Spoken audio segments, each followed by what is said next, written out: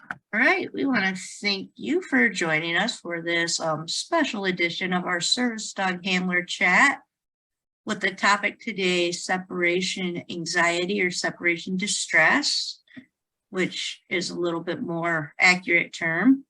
And we have a guest speaker, Rosee Riggs, here that's going to give us lots of information. Before we dive into that, I just want to remind everybody to stay muted if you are not talking.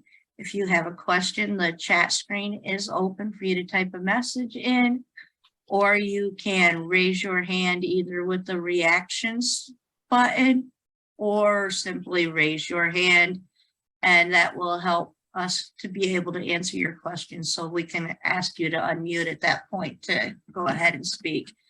And even if it's not a question, if you have something on topic that you feel is really important that applies to service dogs, feel free to raise your hand. So without further ado, let's turn it over to Rosee Riggs. Rosee, I'm going to kind of let you give us your background and why separation distress is so important to you. Well, thank you so much for inviting me. We've been chatting about this for quite a while, and here we are. It's great to be here, and I do hope that everybody gets some value out of this conversation, and I'm sure I will, because I don't really know that much about assistance dogs or service dogs, and so I'm really hoping that I'm sure that I'm going to be learning as much, if not more, from you than you'll be learning from me. So yes, I have been a behaviorist for nearly 12 years now. I trained with Sheila Harper. You may or may not have heard of. She is a pioneer in a dog-centered approach, taking into account the emotional experience of dogs and their emotional health and their needs and their natural life. So I did 2 courses, the foundation course and then the advanced course with her, and I still do any practical work I can with her because she's developed an extraordinarily wonderful practice of lead handling to enable dogs to be supported and to build up a kind of 2-way communication with them. So that's what I guess sort of do locally. Then I got the diploma from the dog behavior from the International School of Canine Psychology and Behavior, it's called.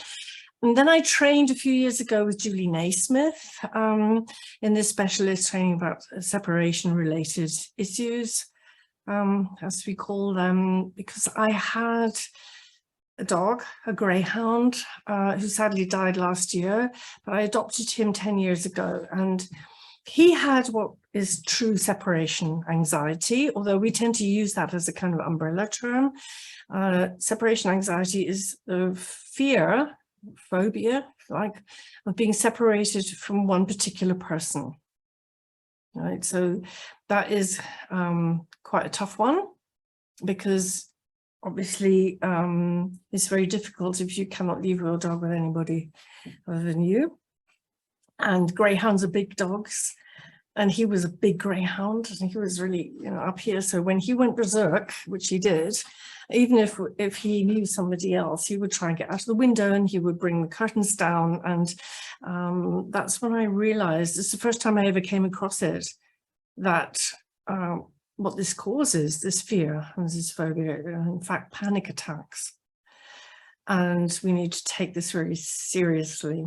Most dogs don't have separation anxiety as such. They don't necessarily have to be just with one person or feel safe with one person. They have what we call isolation distress, which is either the fear of being left alone at home. And I think that makes perfect sense, really, because we have bred and selected dogs we as humans, tens of thousands of years, to be our companions, to work with us on farms, to go hunting with us, and to do things with us. And I suppose it's only very recently in the history of humans and the way we work and stuff that we actually all leave the house for hours on end. So that's isolation distress, but those dogs are able to stay with other people. if they know them and trust them, of course, right? And then there's also part of that is also the fear of being confined. And I think that makes total sense for any animal, really, because if you're shut in and you really have no way of knowing when somebody's coming back, you can't survive. You can't find water, you can't find something to eat if you need to. And after all, dogs are hunting animals, foraging animals, and hunting animals. So if you turn it around like that, it's actually quite surprising that any dog copes with being left on their own. And originally in 2012, I think it was, John Bradshaw, the great canine researcher in Bristol, did a huge study. And he postulated at that time that probably 1 in 5 dogs suffer acutely. And now, with newer studies coming out, you probably think that the number is nearer to 55% of dogs who at some time in their life have some kind of separation related issue. And so it is a huge welfare issue, and that's why I'm so passionate about it. Because when I was very small, this is before I could speak, actually, I was very moved by watching animals and realizing that they were really totally vulnerable. They were just totally in our, what do you call it, in our care. They have not got a lot to say, and I knew that I was too young to do anything about it, but somehow this wish started right there, that I would never lose the ability to see that suffering, particularly suffering which is often unseen. You know? And a trainer in Austria told me once a terrible story, because people often don't realize that their dogs are suffering when they're away from them. She wasn't a separation anxiety trainer or anything. She had a family who used to come regularly to her classes, just also fun stuff doing, and she'd known them for years. And for some reason, which had nothing to do with the dog, they put up a camera in their house, and they discovered that their dog was pacing round the sitting room, up the stairs, round the landing upstairs, downstairs, and round the sitting room in this one trajectory for 8 hours a day, without lying down, without eating anything or drinking anything. And when they came home, the family, the dog greeted them perfectly normally. So they had no way of knowing that that was going on. And he had developed an obsessive compulsive behavior to deal with being left for much too long in that case. So it can be very unseen, you know. Yeah. That's actually a really, really good point. And that sometimes we just don't know what's happening when we're not there. Yep. So like trying to keep that eye in, you know, what are we seeing? If we can set up a camera, that's awesome. But if we can't set up a camera, you know, we think, okay, this dog raided the trash. Well, why did they raid the trash? They were probably stressed out. You know, some people say, well, they just were self-reinforcing with goodies, but maybe they just needed to shred things because, well, and I'm going to just use Cam for an example, because when he first came to us, if he got left alone, which we knew this when he came, and he wasn't left alone for years, but so his coping mechanism was to shred, and it could be shred anything. Trash was an easy shred. But if you didn't have access to the trash, it could be shred a blanket, it could be shred a door, it could be tear apart the wall, but he had to shred something as his coping mechanism. And yeah, that's exactly what it is. It's seeking relief from fear and stress, and it is very real. And obviously, a dog going through that every single day, that is then chronic stress. And that's going, not only does that have a terrible, well, it's a traumatizing thing over time, obviously, but it's also going to impact their health and other behaviors very possibly, because it doesn't exist in a vacuum. Right? And I can't tell you how many people, I do really recommend setting up a camera if you possibly can. They're not expensive these days, and to monitor that on your phone, because I cannot tell you how many people come to me on calls and they say things like, oh, I'm sure that my dog doesn't have this problem because the neighbors have never said that he was barking, or he greets us very calmly, and so when we come home. But in actual fact, dogs can show fear in so many different ways. They could just freeze. They can tremble a lot. They can drool, pant, pace around, as we just heard, long before they start to vocalize, maybe whining, which you may not hear from outside, barking, howling. Obviously, you probably will do it at some point because they won't let up. That's one of the signs of fear, is that they're not going to just stop doing this. It's like the same as if I'm shut in a room with a lot of poisonous vipers or something. I am not just going to sit down on the sofa and say, oh, well, never mind. Somebody will come and get me. So I'm going to be screaming the whole time. Yeah. And I'm not going to just sort of relax and think, oh, well, just have to put up with it. Right? So, and of course, some dogs then do try and escape. I had a client who had a husky mix, and this dog actually, they wouldn't believe this, taught himself to open the windows. She had these modern windows, the ones you have to get into exactly the right position. I don't know whether you have these, but if you get them in one position, you can tip it, but if you open it in another position, you can open it, right? And he had taught himself to open this window that accurately and to escape. Other dogs, though, before he taught himself that, he had taken up the kitchen floor and the door off the jamb. So dogs can also, of course, injure themselves terribly doing these things. Yeah, and sometimes, they're defecating and urinating, and which is not always separation related. Sometimes that has other reasons, but yeah. So there's a whole range of behaviors that dogs can be showing, and many of them are not audible, right? So, yeah.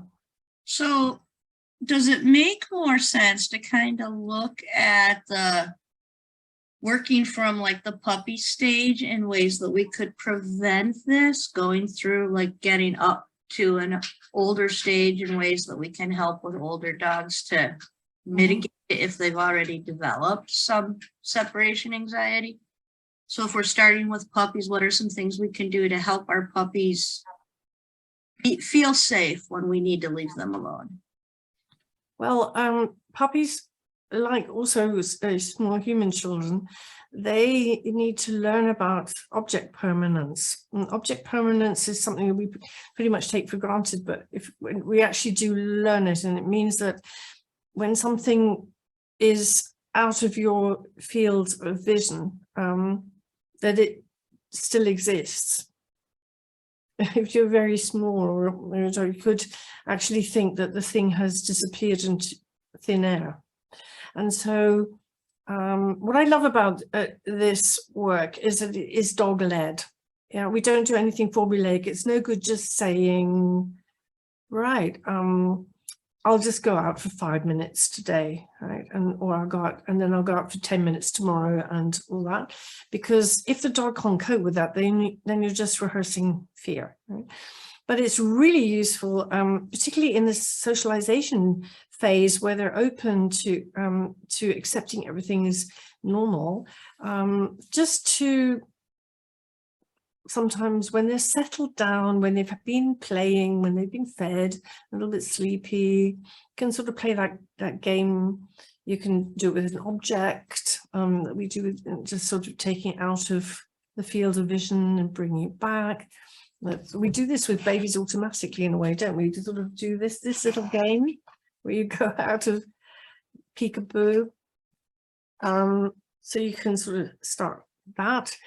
And I think also what the phase that we really need to think about before we even start practicing anything is that all babies, whatever kind of animal they're on, well, mammals, in any case, dogs and humans, we are hardwired to make sure that we don't get forgotten by the group or the family. So obviously, we're not going to, we want to be left behind in the jungles somewhere. We're going to scream. So we are programmed to say, hey, you know, don't leave me alone when we're very, very tiny. So first of all, we really need to see that our puppies feel safe at all times, and we don't do anything which is too much for them.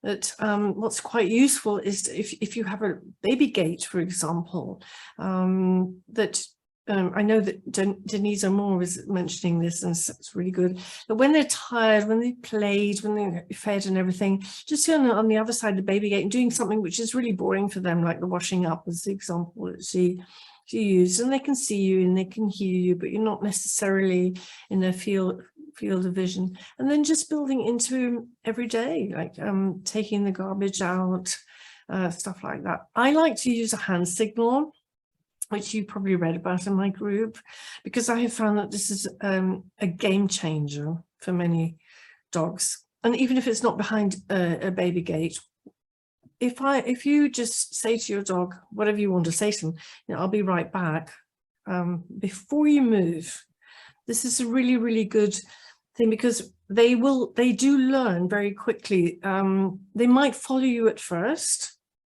but after a while, they realize if you keep it to very short absences, like if you get a glass of water from the kitchen, or you just take the rubbish out, everything, and you say to them, before you move, I'll be right back, or I promise we'll see you soon, something. And this is within the dog's skill set. They will learn, because luckily dogs are a bit lazy as well. It's not worth me heaving myself up from the floor because she's already back by the time, or he's already back by the time I've bothered, right? So it's not a command to stay. It's not like we're saying you stay put now. That's not what it means. It means literally, I will be right back. And that's why I've dubbed it the promise. It's not a command, it's a promise. And it's a promise that we must never break. And you, of course, luckily, concepts like right back or I'll see you soon or are stretchable slightly. Yeah. I work with a lot of clients that might be training a psychiatric service dog. So in that situation, when they're giving them that break, you know, where they're disengaging and they're behind the gate or in a crate or whatever, often the person is so stressed and worried about it that is then being transferred to the puppy. So I will tell them to pick a song such as Happy Birthday to You or Row, Row, Row Your Boat or something. So you step a few feet away from where the dog is and maybe you're folding laundry, but you sing that song. And after one round, you go back, pet the puppy, you can give them a cookie or whatever, re-engage. And then the next time you disengage, you go back to singing the song. So you can do this in sight of the puppy to begin with. And then slowly, as you start phasing yourself out of sight, you're still singing the song and the puppy is still hearing you. And then you can slowly add time to it by doing another round of the song. Instead of sitting there counting in your head, 1, 2, 3, you're focusing more on how many times do I sing the song kind of thing. And then you can also control volume by slowly singing it softer and softer till it diminishes when you're out of sight too. So it's a good way of keeping the person calm in a way that also keeps the puppy calm so that they're not feeding off of each other. Absolutely.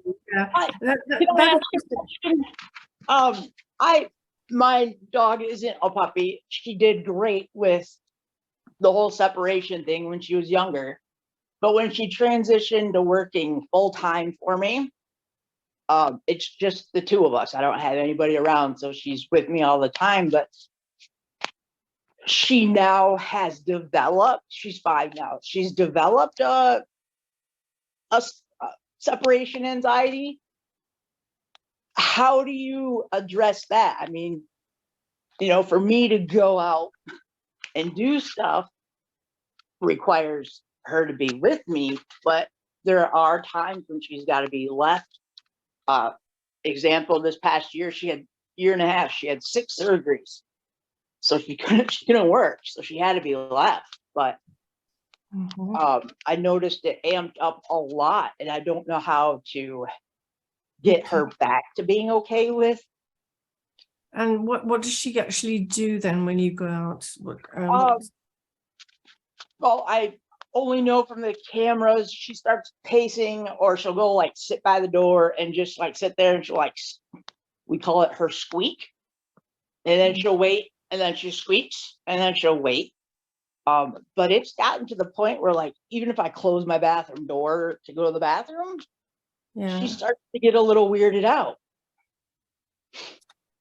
Okay, well, yes, that is definitely belongs to these things.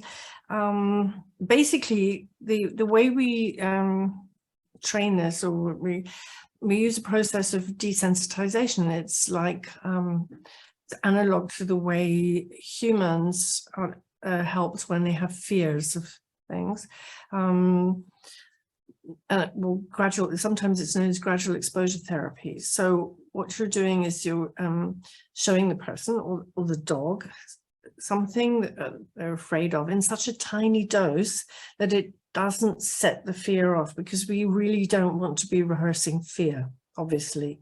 You know, obviously neurologically as well, it's just going to get worse the more you rehearse it. So I do recommend starting with the promise that I just mentioned, because one thing that actually we've been talking about in my support group the last few days is for dogs who are anxious, it's very important for them to have predictability, to know what's going to happen. What is somebody going to do? Am I going with them or not? So I don't know whether this is an option with service dogs, but with pet dogs, normally we suggest that they don't have a harness on at home if they're not going. That may not be possible in some cases. Most service dog owner handlers would not have their dog geared up at home unless they're actually there relying on it for mobility. So most of them would have their dog either naked or, you know, just in a flat collar or a minimal gear at home. Yeah, so that does help. She knows pretty much when we're at home. I mean, she totally pays attention and does alert me to stuff, but I'll take her vest off at home and I give her the command off duty, and we don't do, you know, I don't have any expectations, you know, high expectations like I do when we're out in public. Okay, but this is cool. something that's developed recently. Yeah, well, perhaps I could talk a little bit about what causes it. Some dogs come hardwired with it. We know that there's a genetic component of many dogs for the reasons that John Bradshaw says we selected and bred them to be with us, and it wasn't really a plan that we were going to not be with them. So some of them come hardwired with it. Some of them develop it later. They may have learned it from another dog sometimes, or sometimes they've learned it from the mother dog. They've come as small puppies with it. Sometimes there has been a change in routine, or people have moved house, so it can be triggered like that, or they've had a bad experience for some reason. Even it might not seem very much to us, perhaps they've been left a bit longer than they cope with, or whatever, and they built up a negative association with it. So I always start with the promise. What the really important thing about saying "I'll be right back" order is to say it before you move. If you say it at the same time, if you do this, "I'll be right back," then the dog is still having to get all their information from the movement. right? And I can see this when I look at clients and do assessments. I can see that the dog is sensitized to the person's every movement because they are getting all the information from what the person's doing. So this promise tells the dog this is going to be a safe absence. And a safe absence, what is a safe absence? Of course, is determined by the dog. Yeah, the dog has to be able to cope with that. So that's why I start with very small things, like just going to get a glass of water, taking the garbage out if they can cope with that, because some dogs can't cope with you getting through the door. If I'm going to the toilet, as you mentioned, I mean, Stevie, my greyhound, he was on the bath mat while I was under the shower. I was sort of stepping over him. I let him do that, and one evening, I didn't know about hand signals at that time, but one evening I did actually go into the bathroom and he didn't follow me because he had learned that that was going to be okay. And this moment, the thing about the hand signal and saying something is that the ideal situation that we want to empower our dogs with is for them to disengage from us emotionally, if you like. So if they disengage from us, that's a huge step to being able to stretch that. And after that, we do desensitization training. That means that we're breaking down the process of going through the door, usually the front door, in absolutely tiny steps on the way, and always giving this hand signal before you move. And gradually you're desensitizing the door. And when you get to the other side of the door, which takes a few weeks and sometimes even months, then we start to add on time in seconds, in increments of seconds. And it is a process which I strongly advise everybody to start with a professional who do it, because most people don't realize how small these increments are. And the line between desensitizing something and resensitizing the fear is very slim. So what we do is I teach my clients to be the expert in their dog's body language. So I recommend dog books like this one, which is Lily Chin. It's also great to share with children. Lily Chin's book called Doggy Language. It's got lots of lovely pictures in it. So that's one of these things. The other one is my favorite, is Understanding the Silent Communication of Dogs by Rosee Lowry. And some others. There's also a lovely website called silentconversations.com, which are beautiful drawings. And what we're looking for is the very first tiniest sign of anxiety or unease, long before the dog has escalated to maybe rushing to the door in your case, or whining, or let alone barking and howling and all that sort of thing. It's this first moment we think, oh, I don't know, I don't like that. We stop there. And so I use an app. We track this really. We track behavior patterns really scientifically to sort of see what is the dog doing before they get upset. For example, a client right at the beginning would sort of say to write in the app, my dog's lying on the sofa, she put her head up and then she put her head down, and then she put her ears up, and there's this little jerky movement. Jerky movements are always this, this moment, whoa, what are you doing? We would stop there. But then she said, my dog's perfectly relaxed. She's just grooming herself, right? Well, it didn't take us 2 or 3 days to realize that grooming herself was not relaxed. It was a displacement behavior. And that was the precursor to the dog leaping off the sofa and rushing to the door. So we knew, I'm tracking behavior patterns, and the earlier you can say, okay, you don't feel comfortable, that's where I stop. So I do actually have a poster done also by the marvelous Denise Amore, and it says on it, it is counterintuitive, or it may be counterintuitive, but we have to practice what the dog can do and not what the dog can't do. And this will gradually expand, right? And it does miraculously, and it builds up their confidence. Amazing, but it needs to be done properly. It's something I make pleas for this every day. Get a professional assessment where the threshold of your dog really is, and let someone show you the exercises really well. And once you've kind of figured out what to look for and the principles of desensitization, then of course you can do it on your own after a while. Yeah. I can give a really good example of that with Cam. So he is my older dog and hardwired for anxiety for, bad situation when he came to us years and years ago. And we worked through all of this a long time ago, but as he's aging and kind of losing some of his senses, it's coming back slowly, bit by bit. So I've noticed that like even just putting my footstool down sets him in high drive mode. So usually I almost always have a blanket on my lap. And so moving the blanket causes him to open his eyes from a deep sleep and look at me. Mm-hmm. Second he pops his eyes open, I can then give him that promise signal of relax, just go into the bathroom. And he knows what bathroom is from his mobility helping days. He used to guide me around the house to different places. So every place in the house has a name.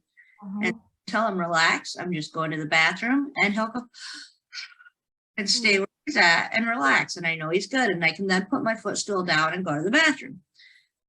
Whereas if I don't do anything before my footstool hits the ground, he's at my feet. Where are we going? What are we doing? Yeah, Are we going to a different room? Are we going upstairs? Are we going outside? Are you leaving me? What's going on? So just kind of giving him that information before I move, like you said, that promise of this is what's happening next.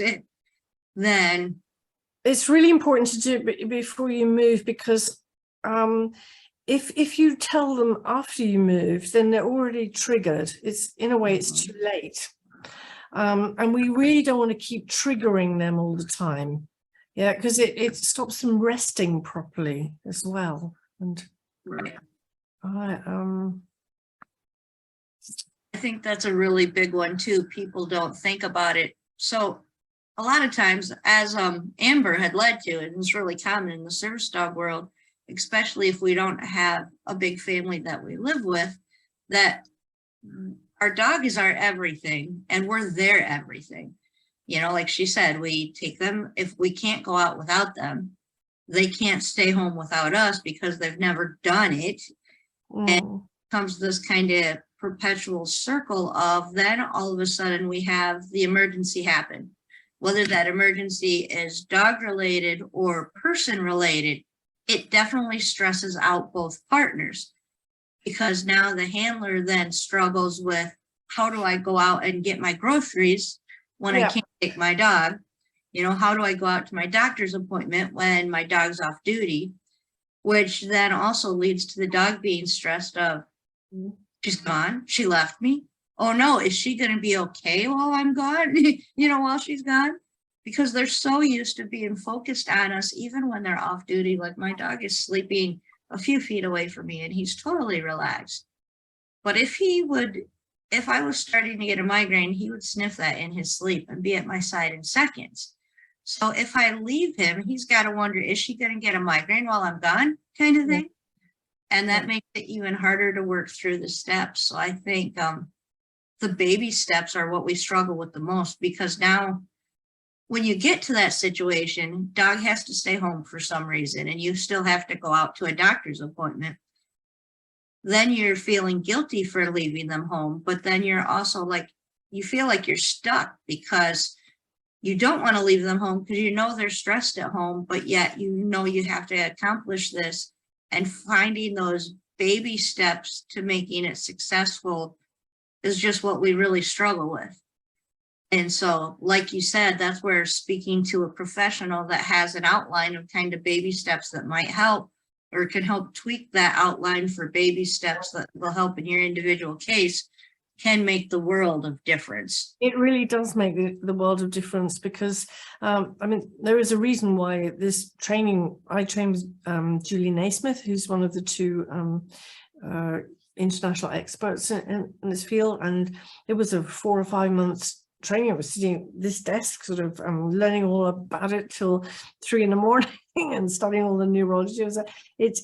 There's quite a lot of things that play into it, also stress factors and stuff like that. And it really is helpful just to have a look at that whole complex. Also, I do work holistically, which means looking at the whole dog. It's just because it doesn't exist for me in a vacuum. I often find that dogs are struggling outside as well. Sometimes pet dogs are also kind of reactive. We have other fear issues as well. So sometimes I work in tandem with other trainers, things like that. And also there is a correlation, for example, between, there's a sort of a triangle, a correlation between separation issues and noise sensitivity. Dogs that react to sound more than usual and can't get themselves out of it, one thing. And there's also correlation between sound sensitivities and pain issues. So it's often worth really looking. I mean, I have a vet chiropractor look at my dog every 2 months, sort of see that everything's still in line, because when they're rushing about, they can often kind of get some tension, or particularly with long back dogs like my sight hounds, they're like accordions.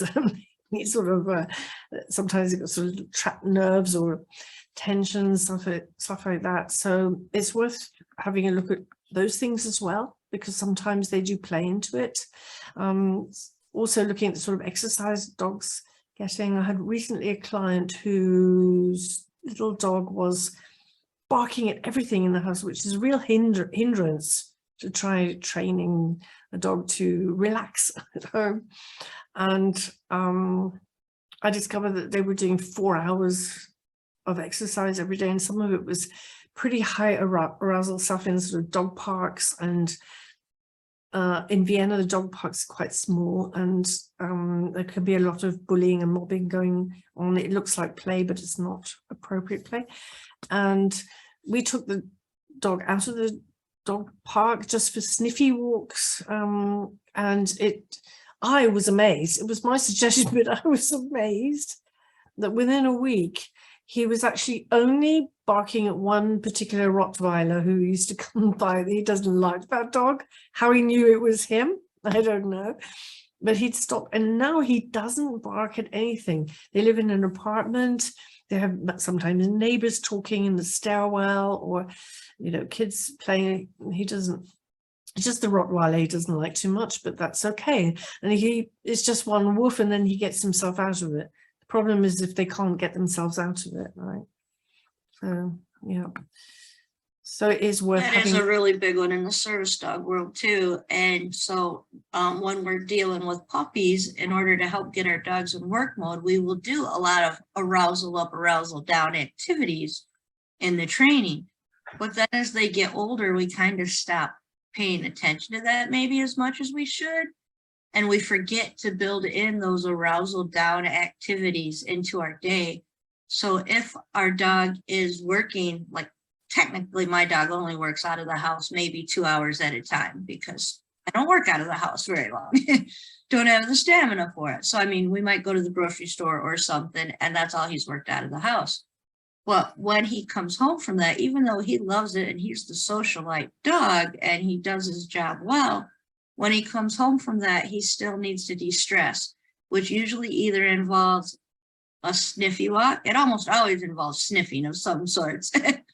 Definitely. But just before we do that sniff, he might do a few minutes of zoomy in the backyard, or a few minutes of flirt pole, or that high arousal. But then we always end on the low arousal sniffing, whether it's the backyard, whether we go for a sniffy walk, or whether we do a find it game or sniffing activity in the house, you know, all weather related.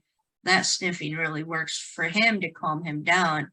And I think important that we do that when we come home from a long day with our service dogs to help get them in that calmer mindset of relaxation. And if we do need to leave them for a doctor's appointment or something to that effect, doing that same calming activity that we've built into them by doing it every day when we come home, you know, it develops that routine. They know, okay, after I do this activity, it's calm and relax and rest for a while. Yeah. That can Oh, really, that's lovely. Because what you're describing is really facilitating or allowing, empowering a dog to lead a natural life.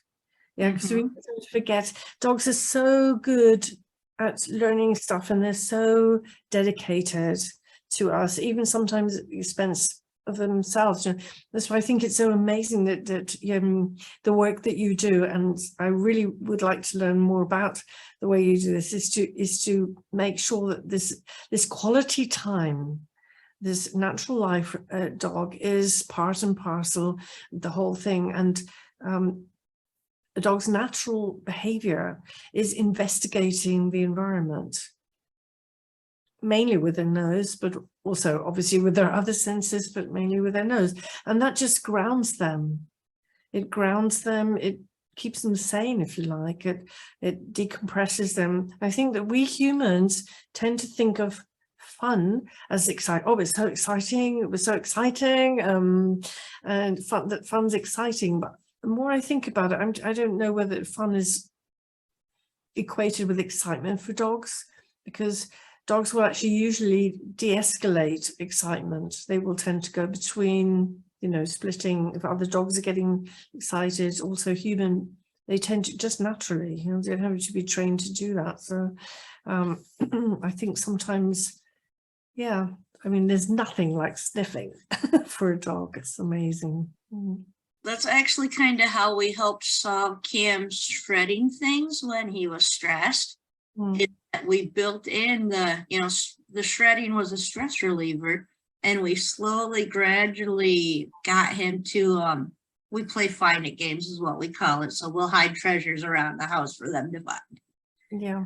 We slowly graduated to that so that he knew if we were setting up a find it, and we were most likely then leaving afterwards, and he had permission to get it, and that would be his de-stressing and his way of getting calm and relaxed after we walked out the door. That was his reward for staying home.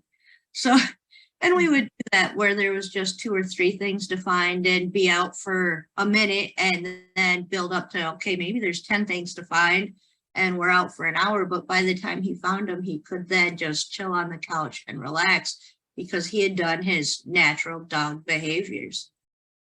Yes, it is helpful. It doesn't always work quite as smoothly as that. And I love to use enrichment for situations. You often have this scenario. For example, if you have a dog like my Stevie, my greyhound, who didn't feel comfortable or safe with other people when he came, first of all, from the racetrack, because he'd never had anybody who really sort of looked after him, and for some reason he just decided that I was the person who was going to keep him safe. And to get him used to being comfortable with other people, and it's, as I say, it's dog-led, so you have to make sure you're not overwhelming the dog. But to do, for example, to be with someone who does nice things with them, like preparing enrichment activities, maybe packing up a nice box with empty toilet rolls with treats in them, or that's favorite toys. It doesn't also always have to be food related. For example, Stevie loved to be massaged with a sort of soft sort of baby brush. Because I think that he had quite a lot of pain from, he really liked to be touched again, but through this overtraining on the racetrack, when he had muscles when he came to me at the back on his legs like this. So you know, there's punishing training regime. So he loved to be kind of massaged gently, and all those sort of just finding out what the dog likes to do, and that maybe the person who's going to be looking after them, or you're trying to get them used to and comfortable with is the person who brings that fun stuff with them. And so that We when did that with Cam as well. And Ashlyn also put in a good point in the chat, is that building it up to leaving them by doing it slowly. For us, we had a really perfect scenario for Cam, which was the reason we ended up with him and took him in. But so at the time, I had an adult son who worked third shift. And when we first brought Cam in, he bonded to me and my daughter. He liked females better. So he really bonded to us. For a good portion of the time, we had to alternate who was home with him, and one of us had to be home. Did exactly like what you were saying with my son who worked third shift. He would come home from work and go do something fun with Cam, and I would stay home. You know, his main person would stay home, and he knew I was home and I'd be there when he got home, so he could go have fun. And we transitioned that so that once my son had built the relationship with him, my son could then go to sleep, and I could tell Cam, all right, I need to leave for the day. Isaac's here, he's sleeping. And that kind of set the tone that Cam needed to sleep. And we did that for probably a good 2 years before he was ever totally left alone, because he knew he always had somebody in the house. And then we kind of transitioned it from there to always having a person in the house to always having another dog that he was bonded to in the house. And slowly we're able to phase that out as well. But it was from those, you know, baby steps of conditioning. It's fun to be with this person. It's fun to be with this dog, and we can relax with this person. We can relax with this dog and allow me to get further out of the picture. So now I can leave, and he might pace if I'm outside in the yard and he's stuck in the house. But if I get in the car and leave, he's totally fine. So he's rarely in the house when I'm outside, unless there's, you know, maybe a UPS person I'm talking to or something. But we just don't practice that behavior because he's always with me outside now. But that's the whole thing, is that slow approximations. You're lucky also that he was able to feel relaxed with another dog and the other dog, because that is not always possible. What often happens is people often say, shall I get a second dog? Would that help? Yeah. And we do always say, if you want a second dog, then get a second dog, but you have to, doesn't always work as well as that. Sometimes if you're unlucky, because they do look, there's another cause that I didn't mention before, sometimes they learn it from another dog, right? So if you're unlucky, you've got two dogs with the problem to desensitize, but it's great if it worked out for you. That's really cool. It can. Well, and that was only worked so well because the other dogs were in the house. We had two females in the house when Cam came to us, and they had issues, and they knew what being alone was, and their calm was able to feed to his calm. So it wasn't adding a new dog to his world per se. When he came into our world, those dogs were already there. Yeah, that makes a huge difference, of course. And so yeah. And the thing about fears is, once a fear or a phobia is sort of saved in that part of the brain called the amygdala, which is there for keeping us safe, it's always going to be there. That's the bad news. I mean, I once, when I was living in Berlin has very sort of old houses with long staircases down between each story. And I was at the top of the stairs and I got my foot stuck in the seam of my very long coat at that time, and I could see myself flying down these stairs. And I don't know how I managed to hold on, but I didn't actually fly down the stairs. But from that day, I never walked downstairs without holding on to banister, ever. Yeah, it's just because I can remember that feeling. It's just this, sort of. However, that's the bad news. It's always there, right? But And it makes sense. I mean, I couldn't possibly say to you, Penny, this morning I forgot that the tiger was going to eat me for breakfast, right? But I'll think about it tomorrow. But that's too late. Okay, so that's your brain doing a good job keeping you safe. However, with the desensitization training, we're actually overlaying that program with a new program. And if you do it often enough and in the small increments, so that you're never tipping your dog over threshold, then in time they will start to use that other program. So, and it's very successful actually. It takes quite a lot of dedication and patience, but it does work. So it also takes a lot of commitment on our part as handlers to do these practice sessions at a time where we know that we're in the right mind frame and we can remain calm. And everybody is familiar with the idea that our emotions and feelings travel through the leash when we're out on a walk. But I think we tend to forget that the same can be true at home. So if we are feeling nervous about going out the door and leaving our dog home, we're going to transition that to our dog as well. And they're going to remain nervous the whole time we're gone. So we need to make sure that when we're practicing these sessions, we do it in a very, I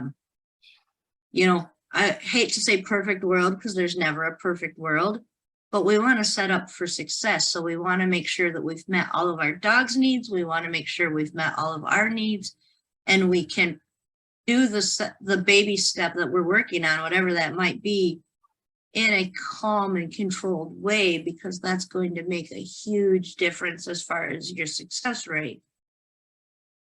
Oh, you're so right. I'm glad you mentioned that, because we can't prove it scientifically yet, but we do often have the feeling that the dog is worrying about the person, right? And when I'm doing an assessment, when I'm showing somebody this exercise and I'm looking to see where is the threshold for this dog, I can tell from the dog behavior sometimes that it's very difficult for them to disengage from the person, because the person is not disengaging from them ever, which puts the dog under quite a lot of pressure.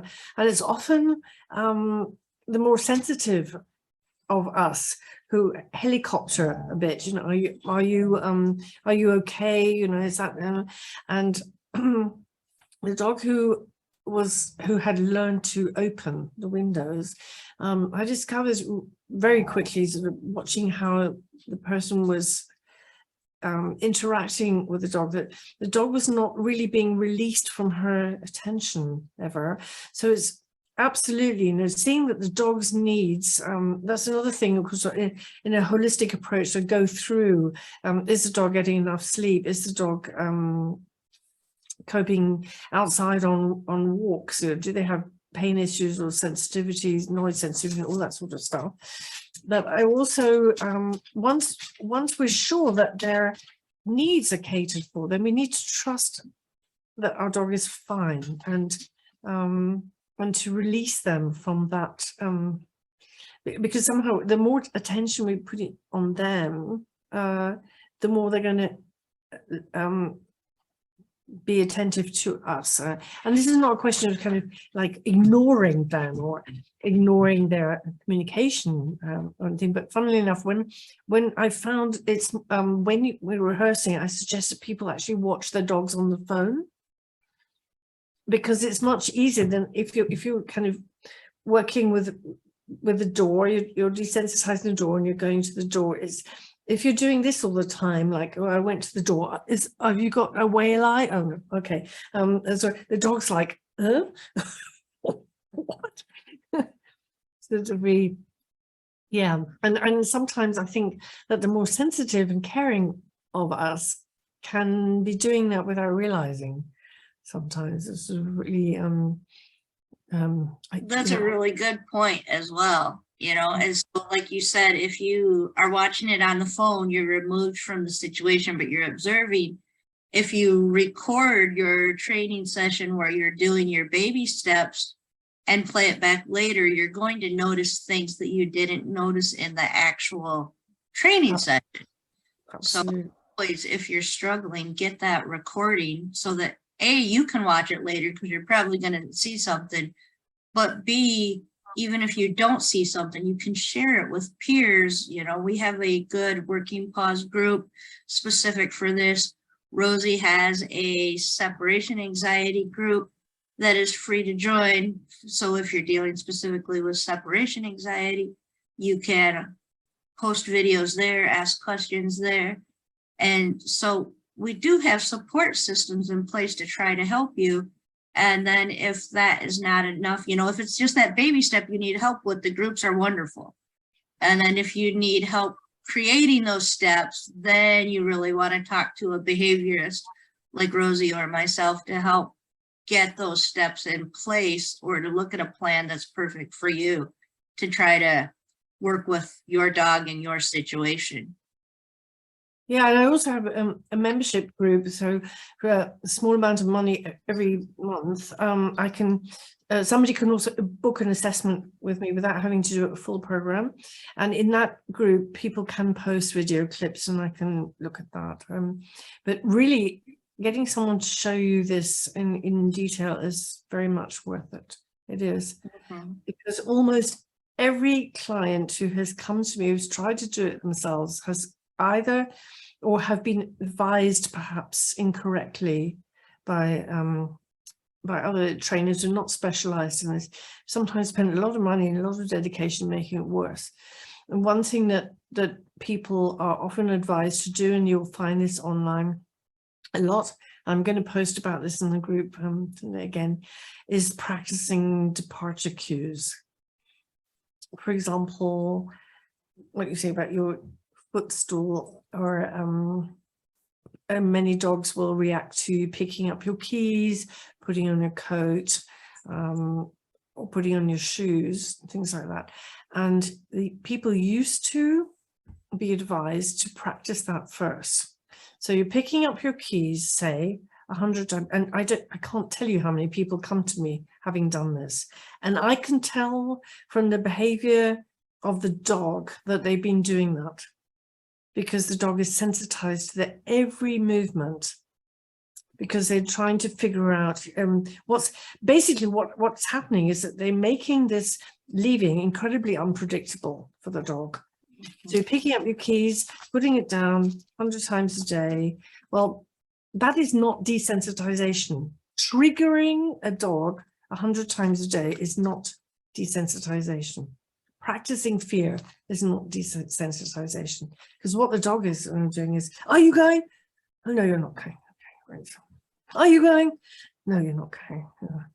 Are you going? Yes, you are. Yes, you are. Yes, you are going. And so they're absolutely sensitized to these tiny differences. Are you going or not? Yeah. And that's why I like to use this hand signal before people move, because it releases the dog from having to get the information from your movements. And so what we advise is hiding your key, or maybe taking the key off the key ring if it's sort of jangly. Put it on a piece of felt or something, have it in your pocket so you don't get yourself locked out, so you don't have to pick up the keys. Some people put their coat in the car, for example. If the car is a trigger, which is often as they park it a little bit further away around the corner. In certain apartment blocks, you can keep your shoes outside the door, or if you've got a hallway which is a little bit out, so you can put your shoes on somewhere the dog can't see it. So we don't need those triggers, because the thing is the dog is not afraid usually of keys, and they're not afraid of shoes. What they're afraid of you leaving, so you've got to deal with the leaving side of things first, you know, and not to make it unpredictable, you know, are you going or not? That was probably one of the most helpful tips that I've seen. Like, in my head, I knew that. And then when you posted that in the group, I'm like, why are people not talking about this more? Because there are still many trainers out there that say, if picking up your keys sets the dog off, then pick up your keys and put them back down and do nothing. Pick up your keys, and they do it all the time. And then so many trainers are still teaching this way. And I'm like, we know that the common example is spiders. And if we fear spiders, and if somebody dumps a box of spiders on us, it's not going to help. You know, we know that in the dog training world, and mostly in the service dog handler world. Why do we not then automatically just think of that when we're looking at separation anxiety issues? Because it applies big time there. And I've never heard anybody other than you mention that it's not helpful to constantly trigger your dog and make them wonder and give that unpredictable element to it. No, search for predictability. Even a little bit of fear or even a little panic attack is fear. And I don't know, to answer your question, why do people do this? I really have no idea. But it's also a misunderstanding about what desensitization is. It's not dumping a box of spiders on you. It really isn't, because that's flooding, actually. It really isn't it? Yeah. So, it is. Yeah. And that's a really big thing that, like, I think people just don't think about with separation anxiety. It's a huge one for service dog handlers, I know. So we are past noon, and I don't want to keep everybody all day, but I do just want to see if there's any other questions out there about something that we've discussed or something that maybe we've left out that you want us to add in real quickly. Go ahead and raise your hand if you have a question. Thank you, Patricia, for your comments. That's nice to know. Yeah. Yes. And I know this recording is going to be made available, so it'll be posted in a couple of places. Everything gets posted on my Working Paws group first and foremost, because that's the group that I run. I know we have some people in here that are not in this group. So wherever you found the link, and if Rosie, if you will do this too when I get the recording, because I know you've posted it, what I'll do is I'll go and post the link to the recording in the comments of the original post. So wherever you found it, in whatever group you're in, the replay will be there. And then feel free to share the replay with anybody that you think it is important to be shared with. That would be great. And if anybody wants to chat, you can contact me through my website, which is separationanxietydogtraining.com. So you can. Yeah, we have a link to that in the events page, and I will also be putting those links to your groups and my groups on the YouTube video in the description. Thank you.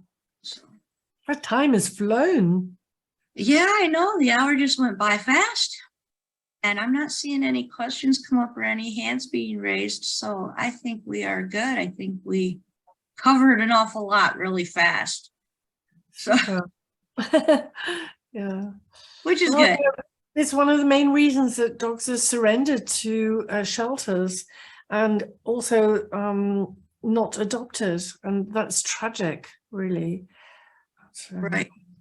Because it's really hard to decide to welcome a dog that you know has separation anxiety into your home, especially if you've dealt with dogs like that before, you know, that kind of commitment. And I mean, originally when we brought Cam into our house, it was to be a temporary foster, knowing that he had these issues, and he was actually a day away from being put down by animal control because he was breaking out of the house and very reactive to the community and very unsafe in the environment he was in. Okay. And so when we took him in, it was with the idea of we're going to get him to a place to where he can be safe and learn some basic obedience and then get him in another home. And then with all of his issues, it became very apparent that he was never going to feel safe in another home without an extensive amount of work. I mean, it took us probably 3 years to get him comfortable to the point that he could be totally alone in the house without a person or without a dog there to help him. Yeah. Oh, well, that's amazing that you took him. But yeah, it can definitely cost a dog their life. And that's why I also have, it's not on my website, but if people knowingly and willingly adopt a dog with separation anxiety and they're willing to put in the work, then I have a minimal offer, a half price offer for those people. They get the same service and the same dedication from me, but I really want to honor that because it's just something that's very dear to my heart. And when you see the thing is also it is treatable. But my greyhound got over it. He was able to stay at home perfectly fine. It took a year, but then you have to also remember that he would never been in a house before, and he had to learn a lot of stuff. He couldn't walk up and down stairs or anything. I was teaching him all that, and so it's normal, isn't it? That they need time to feel safe, but it is doable, and it's a pity not to help dogs with that skill. Yeah. Part of Cam's reason was, well, A, he just could not be alone. We had to do the whole transition to other people in the house approach. But then B, after he was in our home 2 years, we moved about 8 hours away, which a lot of people don't think about that, but moves will set a dog back as well. And so he had to get, even though he was completely comfortable with all the people that moved, he had to get comfortable in the new environment as well. And we never even tried to leave him alone until we felt like he was totally comfortable in this new environment, which, I mean, we've been here for 5 years now. He wouldn't know anything else now, but that was a really big undertaking when we took him in. Because I do find that dogs with separation sensitivities are much more susceptible to worrying about change.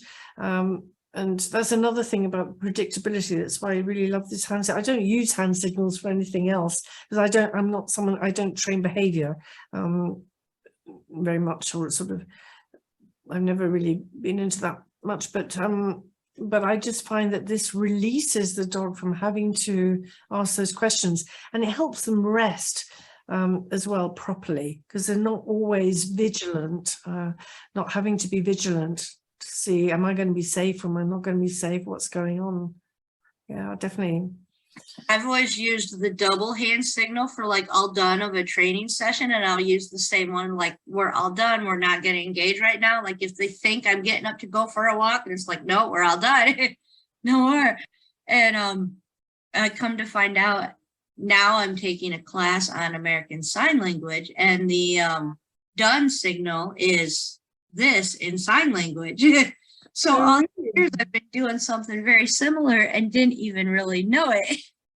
So that's really interesting, and creating that hand signal for that particular behavior was something that took me a while to really realize that it was helpful. I, on the opposite hand, use hand signals for everything to get behaviors, but I never really thought of that release hand signal for many, many years.